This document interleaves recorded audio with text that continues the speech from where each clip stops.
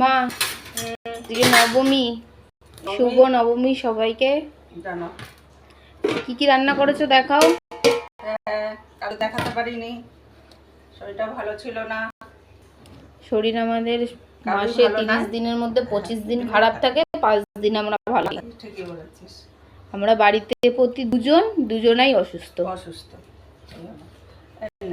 ভাত, মাছ আর মাছ, পেঁয়াজ বাটা, দেখতে হেভি হয়েছে ঝোলটা। আর আলুর দম। আর সকালবেলা টিফিনে করেছিলাম খিচুড়ি।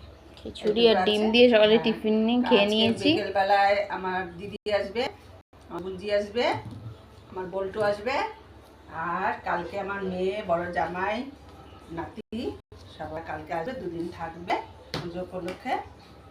পুজো উপলক্ষে দুর্গা ঠাকুর যাবে নিজের বাড়ি, আর আমার দিদি আসবে বাপের বাড়ি। বাপের বাড়ি, এই হলো ব্যাপার। ব্যবসার জন্য আসতে পারে না। হ্যাঁ, যাই হোক, ব্যবসা করে বলে তো তাই। আমার শরীরটা এখন একটু ভালো আছে, হ্যাঁ, তাই আজকে আমি দেখাতে পারছি।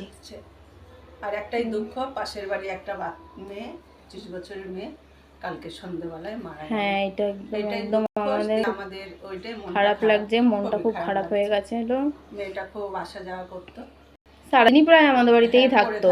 হ্যাঁ, ঠিক আছে, চলো ওই সম্পর্কে পরে একদিন আপনাদের সবাইকে বলবো। হ্যাঁ, ঠিক আছে, টাটা। টাটা।